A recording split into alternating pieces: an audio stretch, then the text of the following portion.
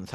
विद्यार्थीहरूको हत्यारा केपी ओली मुर्दाबाद, मान्छे मार्न पाइँदैन जस्ता नाराहरू उनीहरूले लगाउन थाल्छन्। ठाउँ ठाउँमा भिड जम्मा हुन थाले पछाडि ती प्रदर्शनकारीहरूले नेता मन्त्रीको घर खोजी खोजी हिँड्न थाल्छन्। सुरुवातमा 10:30 बजेतिर सञ्चार मन्त्री पृथ्वी सुब्बा गुरुङको ललितपुर स्थित सानो कोठीको घरमा तोडफोड हुन थाल्छ।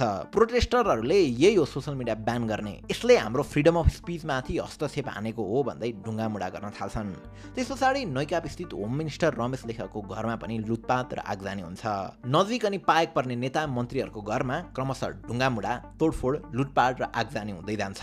यता यो समयसम्ममा संसद भवन जलिसकेको थियो। संसद भवन जलाउने भनेर त टिकटकमा धेरै पहिलाबाट भिडियोहरू नै आइरहेका थिए। नभन्दै संसद भवन जल्छ र आन्दोलनकारीहरूले काठमाडौँको सम्पूर्ण सरकारी कार्यालय र नेताको घरहरूमा आँखा लगाउँछन्। करिब 11:45 को आसपासमा भक्तपुर लोकन्थलीको एमाले नेता गोकुल बास्कोटाको घरमा प्रदर्शनकारीहरू भेला हुन्छन् र 70 करोड पचाउने भ्रष्ट नेता यही हो भन्दै ढुङ्गामुढा गर्छन्। कम्पाउन्डलाई घेरा हालेर घरभित्र पसी सुरुमा ग्यासको सिलिन्डर बाहिर निकाल्छन् अनि घरलाई जलाइदिन्छन्। त्यही क्रममा यता खुमलटार स्थित प्रचण्ड निवासमा पनि तोडफोड हुन थाल्छ र बुढा नीलकण्ठमा भेला भएर ठुलो भिड अब देउबा निवासतिर लाग्छ। लगभग 1 बजेको अराउन्डमा बालकोटमा रहेको केपी ओलीको घरमा प्रोटेस्टरहरूले तोडफोड र आगजनी गरिदिन्छन्। घमण्डी ओली, हत्यारा ओली भन्नेहरूको जमात निकै ठुलो थियो। अब प्रधानमन्त्रीकै घर जले पछाडि यो ट्रेन्ड स्नोबल जसरी भ्याली बाहिर पनि जान्छ।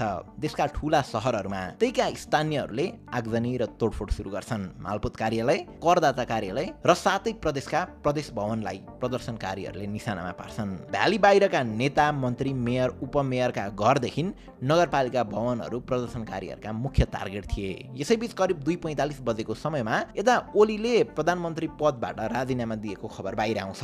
तर उनको राजीनामाले विध्वंसलाई रोक्न सक्दैन।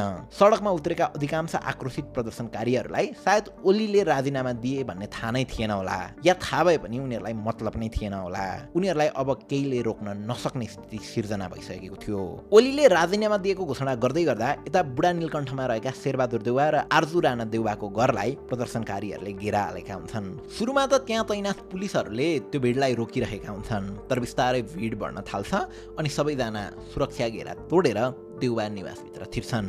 देउबा दम्पति त्यसबेला घरभित्रै हुन्छन्। उनीहरूको घर लुटपाट र तोडफोड मात्र हुँदैन, उनीहरूमाथि नै हातपात पनि हुन्छ। उनीहरूको दयनीय अवस्थाको भिडियोजहरू त थुप्रै क्यामेरामा कैद भएका थिए। कतिपय भिडियोजमा नेताहरूको जलेको घरबाट पैसाहरू उडिरहेको पनि देखिन्थ्यो।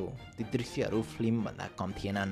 यो बेलासम्ममा देशैभर सेक्युरिटी कमजोर भइसकेको थियो। पुलिस थानाहरूमा तैनाथ प्रहरीहरूको सङ्ख्या कम थियो अनि एकाएक ओलीले रिजाइन दिएको केही बेरमै नखुजेल कार्यालयबाट रवि लामिछाने बाहिर निस्केको खबर बाहिर आउँछ।